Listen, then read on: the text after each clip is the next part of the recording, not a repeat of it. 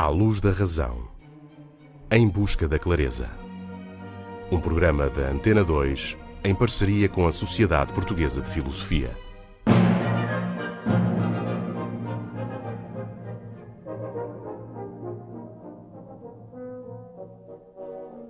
Com João Ribeiro Mendes, do Departamento de Filosofia do Instituto de Letras e Ciências Humanas da Universidade do Minho.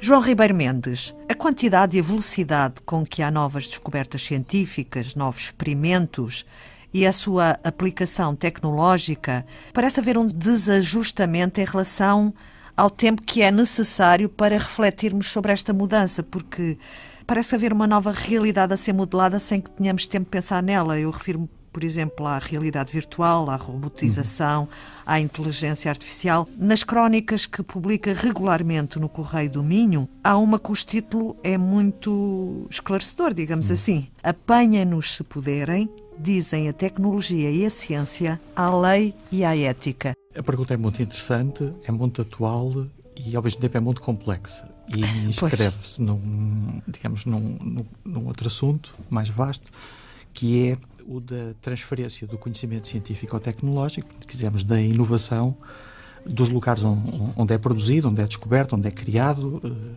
os centros de investigação, as universidades, os laboratórios, para a sociedade, digamos assim, para as empresas, para os consumidores, para os cidadãos. E neste processo de transferência do conhecimento, de um lugar para o outro, dos que referi, há aqui dois fatores, como referiu e bem, que parecem estar a provocar um duplo problema. Sim. Os fatores é o que eu chamaria do caudal. O volume de novidades é estonteante. Não cessa de aumentar. Não sei se exponencialmente, mas é muito grande. E depois o outro fator, que também referiu, é o da velocidade. A velocidade a que essas novidades surgem é também tremenda e muitas vezes até nos vemos na contingência de tentar refrear o próprio ritmo, porque é demasiado rápido e em demasiado número. Ora, o que acontece é que, pelo menos na minha visão, digamos assim, a combinação destes dois fatores, da tal torrente de novidades e rapidez com que surgem, está a criar o que eu chamaria um duplo desfazamento. Um duplo desfazamento? Desfazamento. Sim. Que coloca dois problemas independentes, autónomos, mas que se complementam. Um deles é o que eu chamaria o desfazamento no plano legal. Assim, em termos muito simples, o que nós vemos é que os juristas, em particular os legisladores, não conseguem acompanhar em tempo útil a dinâmica de inovação tecnológica. Simplesmente não conseguem. Nós vemos que, por exemplo, quando empresas como a Microsoft, passa publicidade, Sim, que atua à escala global, tem diferentes legislações em diferentes países, mas e tem que ir adaptando, e o normativo que serve para um não serve para num país, não serve para o outro, mas depois também tem o problema de estar a fazer constantemente upgrades dos seus produtos, que o quadro normativo, que o quadro legal não consegue acompanhar. Quer dizer, o produto, quando é lançado, praticamente já está com um quadro normativo obsoleto, digamos assim.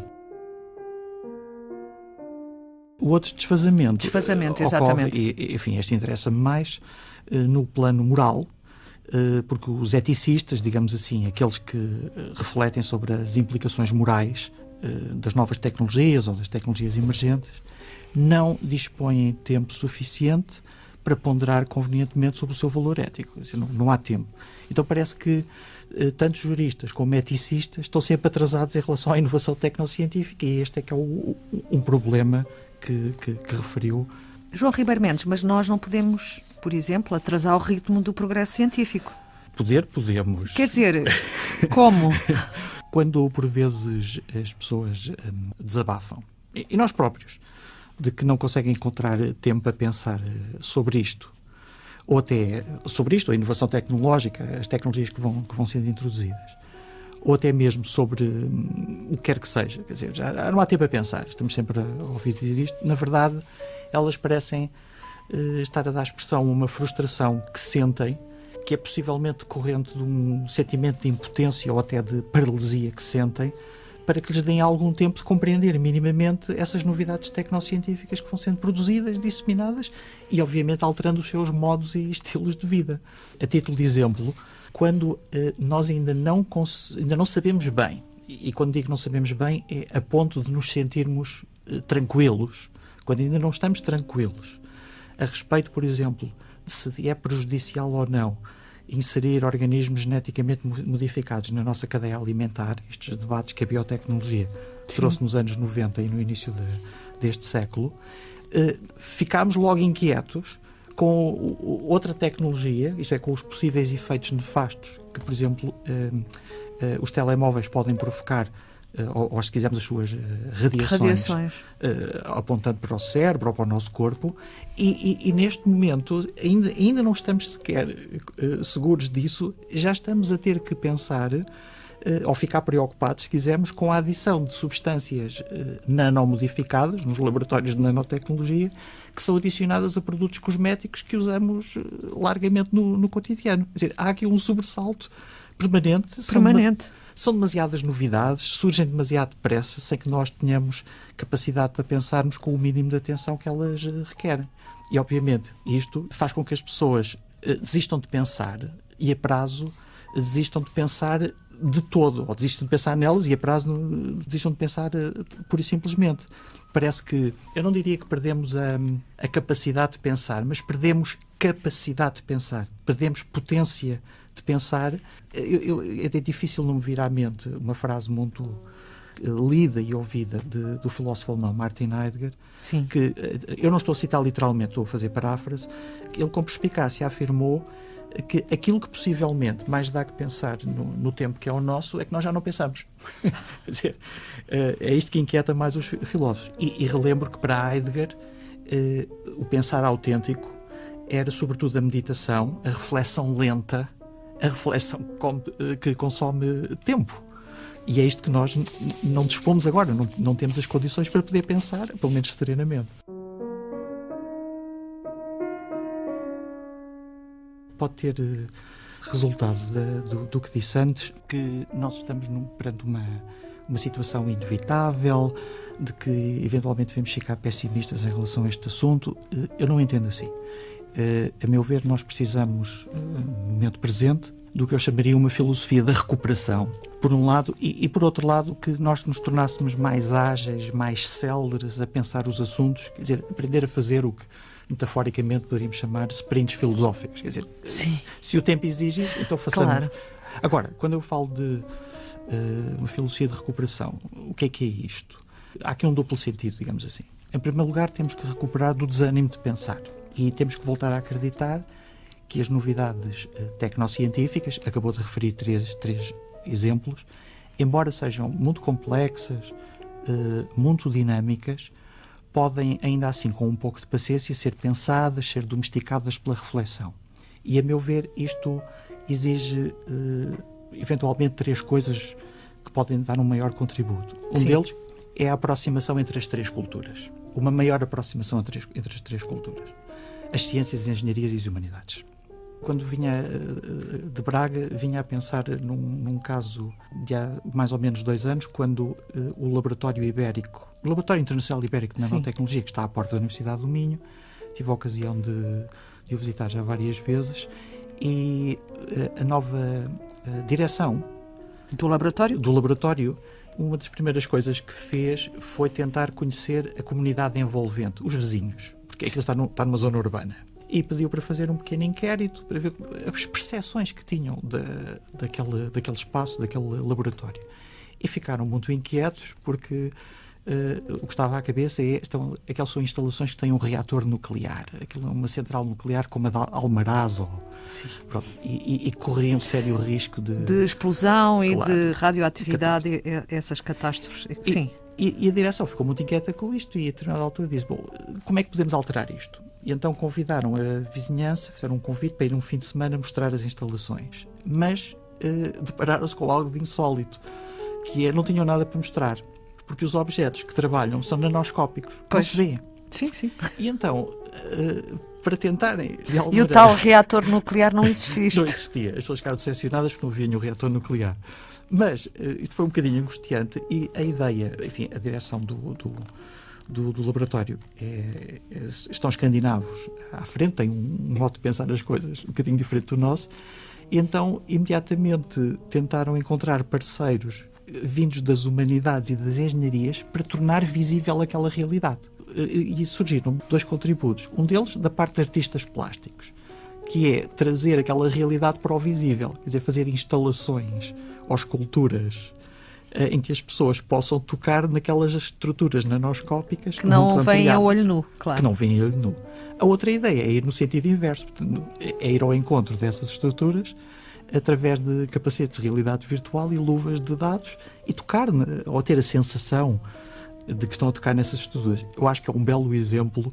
Claro que esta aproximação entre as 3 culturas parece-me fundamental. Uma outra é a aposta uma aposta mais forte na divulgação científica. Parece que não faz parte da cultura nacional apostar na divulgação científica. Bem sei que estamos em tempo de crise e há prioridades, e comprar revistas de divulgação científica pesa nos orçamentos, mas de vez em quando vou aos quiosques perguntar então como é que estão as vendas do Scientific American, como é que estão as vendas do Popular Mechanics, ou as edições portuguesas. Não vendem, são devolvidas. Portanto, as pessoas também não têm meios de perder um pouco a sensação de que aquilo é muito complexo e que não podem compreender. É tudo possível de compreender desde que seja bem apresentado. E depois o último aspecto, a mim parece mais importante até que os outros, e está a ser feito, é o do jornalismo científico, claramente. É pouco, mas vai existindo aqui e ali, na imprensa escrita em particular, há jornalismo científico que faz o filtro, divulga a um grande público as novidades tecnocientíficas. Não? O segundo sentido seria recuperar, se quisermos, o posicionamento do pensamento vigilante, atento, crítico, no próprio processo de produção e transferência de conhecimento científico. Acha que se perdeu um pouco? Ou acha que está perdido? Ou acha que é pouco? Ou acha que não é suficiente? Não é eficaz. Não é eficaz. Eu dou Porquê? 3 exemplos, um a montante, outro a jusante e outro no intervalo, digamos assim. Sim. A montante tenho batido dentro da própria Universidade do Minho, não é fácil, mas tenho batido para, dentro dos lugares onde o próprio conhecimento científico e tecnológico é produzido, portanto nos centros de investigação, sempre que se inicia um projeto de investigação científica, tentar persuadir o senhor reitor ou os diretores dos centros a envolver logo no início do projeto um sociólogo da ciência e da tecnologia, um filósofo da ciência e da tecnologia, eventualmente, em alguns assuntos, como a investigação voltada para as questões ambientais, jornalistas ambientais.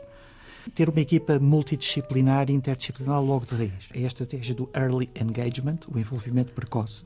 Quer dizer, em vez de dar a pensar o produto final, damos a pensar o produto ao longo do todo processo. O processo. Todo. Sim. E isto pode ter um impacto económico e financeiro bastante grande, porque, por exemplo, no caso de um jornalista ambiental, pode ir testando através de pequenas notícias a reação do público à própria inovação e permitir que a equipa se vá ajustando para depois não ter reações adversas quando o produto estiver lançado no mercado.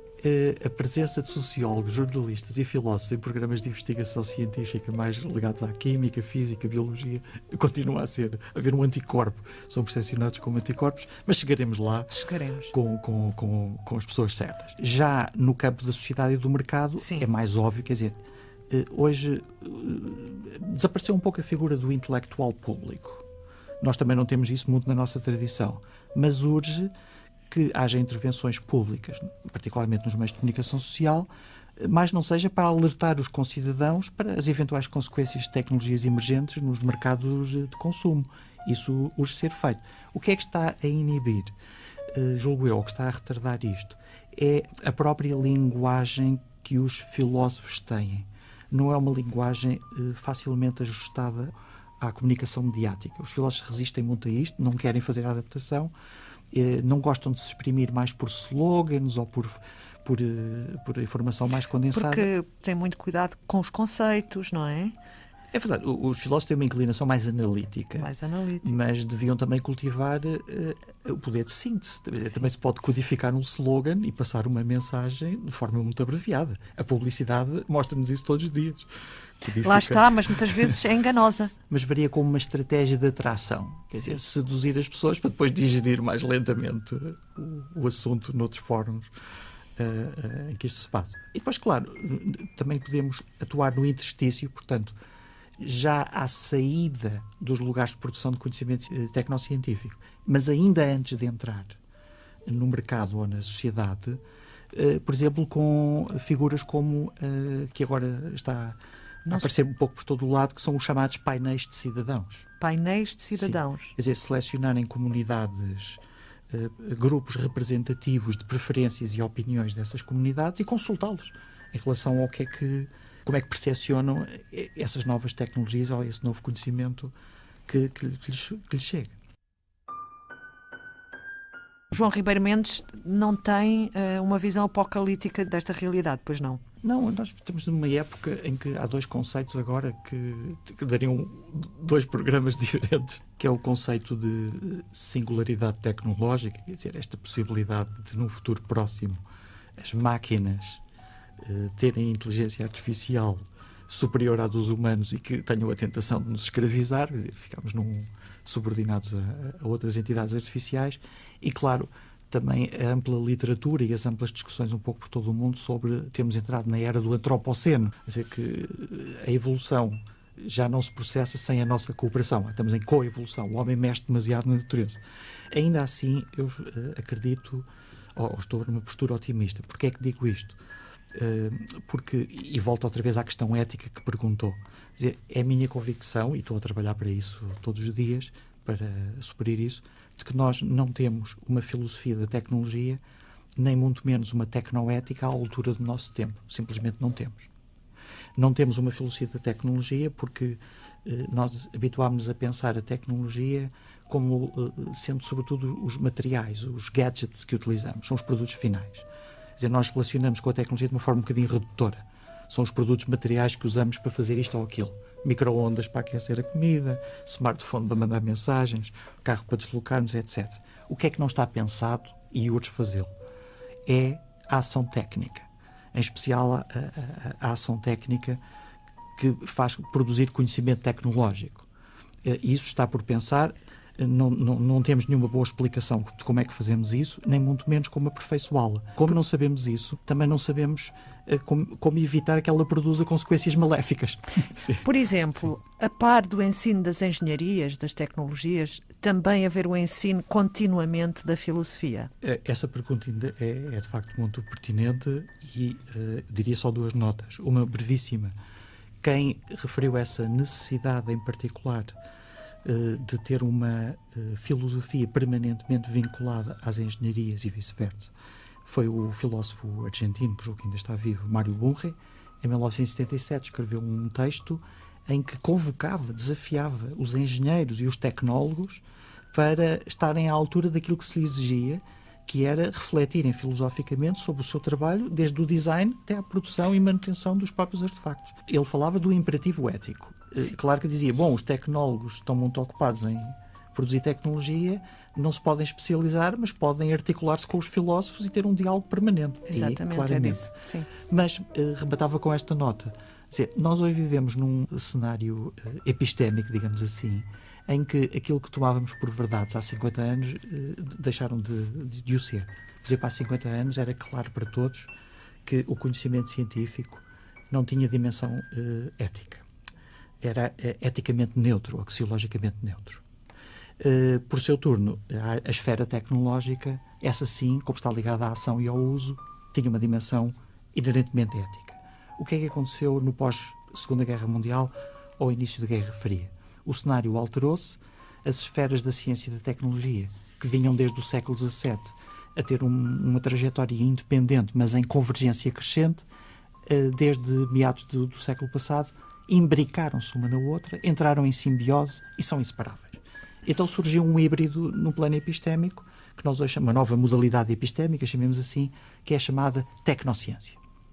E qual é o problema com a tecnociência? É que como tem a dimensão tecnológica, já não é possível prescindir da dimensão moral, ela já não pode ser abstraída. Quer dizer, tudo o que se faz hoje tem uma dimensão moral no campo científico-tecnológico. Isso não há volta a dar. Muito obrigada, João Ribeiro Mendes, por estar connosco à luz da razão. Eu que agradeço. Muito obrigado.